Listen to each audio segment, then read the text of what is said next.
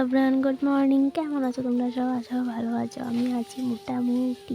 তো আমি আজকে রান্নার থেকে শুরু করলাম ব্লগটা। তো রান্না করছি, টমেটো আলু টানাচ্ছি, মানে একটু টানিয়ে নিচ্ছি, না হলে ভালো লাগবে না, তাই না? তো আমার স্নান টান কফি দেখে বুঝতেই পারছো, যারা যারা ব্লগ দেখো জানো আমি স্নান সেরেই রান্নাটা করি। তো দেখো আমি আলু টমেটো পুরো টানানো শেষ। আমার তাড়াতাড়ির জন্য আমি আলু টমেটো একসাথে টানিয়ে নিয়েছি, না হলে আলাদা আলাদা করতাম। তো আমার তো টানানো কমপ্লিট। এখন কড়াইতে তেলটা দিয়ে তারপর পাঁচফোড়নটা দেবো। আর একটাই কাণ্ড করলাম যে তেলটা গরম না হওয়ার আগেই আমি পাঁচফোড়নটা দিয়ে দিয়েছি। একজন দেখে তো বকার কোনো শেষ থাকবে না আমার। যাই হোক, তো এখন মশলা টশলা দিয়ে সব কিছু ভালো করে কষিয়ে নিচ্ছি। তারপর পানিটা দিয়ে দেবো, মানে জল তো দিয়ে নাড়িয়ে টাড়িয়ে নেবো। তারপর ফুটলে তো হয়েই গেল। আর এটা নিরামিষ তরকারিটা। আর আমি গিয়ে আবার আমার ঘরে রান্না করবো, ঠিক আছে? কারণ নিরামিষটা আর ভালো লাগে না, খেতে খেতে পুরো মুখে লেগে গেছে, আর ভালো লাগে না। আর কাছে কেমন লাগে জানি না, বাট এখন আর ভালো লাগে না। তো বিকেলে ব্লগটা শুরু করলাম ঝাড়ু দিয়ে। তো তারপর আর মানে সকালে ব্লগ করার পর তারপর আর শরীরটা ভালো লাগছিলো না, তারপর আর ব্লগ করিনি। তো বিকেলে আবার ঝাড়ুর সময় মনে করলো আর এখন তো ক্যামেরা অন করতে হবে। তো ক্যামেরা অন করে নিলাম।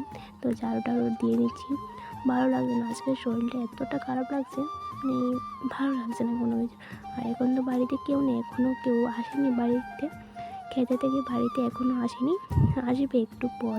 এখন তো বাজে প্রায় 4:30 5টা, আর আমি এখনও ভাত খাইনি। ভাত খাবো, তারপর ওষুধ খাবো।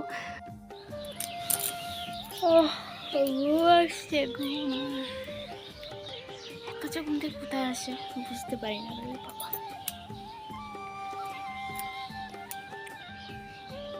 তো চলো অন্যদিকে যাওয়া যাক, বসে থাকলে হবে না। ভাতও খাইনি, এখনো বাজে 4টা, ভাত খাইনি, তারপর ওষুধ আছে, খাইনি, খাবো। আমাদের বসে থাকলে হবে না,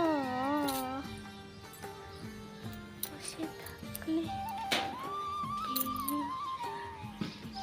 মনে হচ্ছে ঘুম থেকে উঠেছি, তারপর মনে হচ্ছে আরো ঘুমাতে ভালো লাগছে না, করিস না।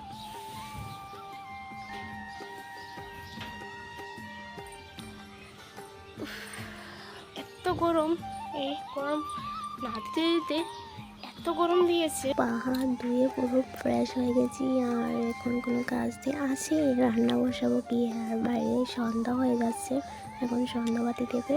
তো সবাইকে টাটা, লাভ, দেখা হচ্ছে আবার নেক্সট ভিডিও।